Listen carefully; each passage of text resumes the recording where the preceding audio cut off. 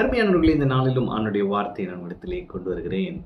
தேவனுடைய தெய்வீக தயவை அனுபவிக்கும் மாதத்தில் இருக்கிறோம்.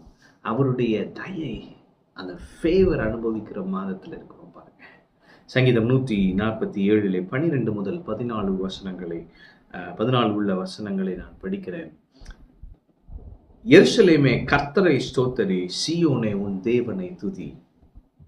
அவர் உன் வாசல்களின் தாழ்பாள்களை பலப்படுத்தி உன்னிடத்தில் உள்ள உன் பிள்ளைகளை ஆசீர்வதிப்பார்.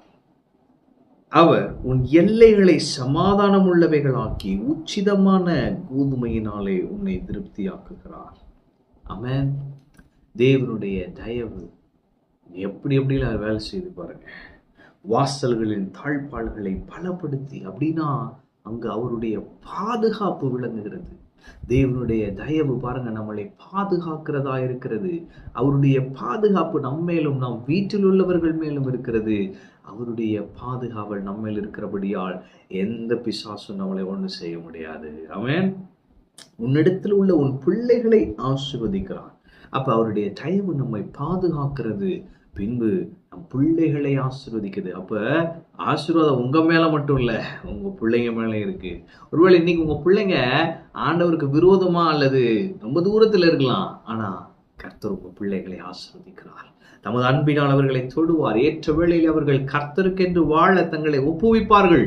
நீங்க கவலைப்படாதீங்க. அடுத்து என்ன போட்டிருக்கு பாருங்க. அவர் உன் எல்லைகளை சமாதானம் உள்ளதாக்கி பாதுகாக்கிறார், ஆசீர்வதிக்கிறார். அடுத்து அவருடைய தயவு என்ன பண்ணுது பாருங்க, சமாதானம் உள்ளவைகளாக்கி. அப்ப நம்முடைய வாழ்க்கையை அவர் சமாதானத்தினாலே நிரப்புகிறார். அப்போ உங்க வாழ்க்கையில எங்கும் சமாதானத்தை கட்டளையிட இந்த தேவன் உண்மையுள்ளவராயிருக்கிறார். அவருடைய தயவு உங்களை சமாதானம் உள்ளவர்களாக வைத்திருக்கும். கடைசியில போட்டிருக்கு, உச்சிதமான கோதுமையினாலே உன்னை திருப்தியாக்குகிறார்.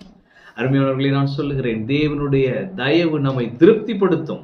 அவர் தம்முடைய சிறந்த ஆசீர்வாதத்தினாலே, சிறந்த நன்மைகளினாலே நம்மை திருப்திப்படுத்துகிற தேவனாயிருக்கிறார். இன்றைக்கு நான் உங்களை பார்த்து சொல்லுகிறேன், கர்த்தர் உங்களை பாதுகாக்கிறவராயிருக்கிறார். அவருடைய தயவு உங்களை இன்று பாதுகாக்கும். உங்கள் பிள்ளைகளை ஆசீர்வாதம் உள்ளவர்களாக வைக்கும். மாத்திரமல்ல, அவர் உங்களை சமாதானத்தினாலே நிரப்புகிற தேவன். உங்க வாழ்க்கையை தம்முடைய தயவின் நிமித்தமாய் உங்களை சமாதானம் உள்ளவர்களாக வைத்திருப்பார். அதுபோல கர்த்தர் உங்களை தமது சிறப்பான நன்மைகளை கொடுத்து ஆசீர்வதிப்பார். அவருடைய தயவு, அவருடைய பெஸ்ட்டை நீங்க அனுபவிக்க வழி செய்யும். ஆமென். கர்த்தர் உங்களோடு இருக்கிறார். கர்த்தர் உங்களை ஆசீர்வதிப்பார்.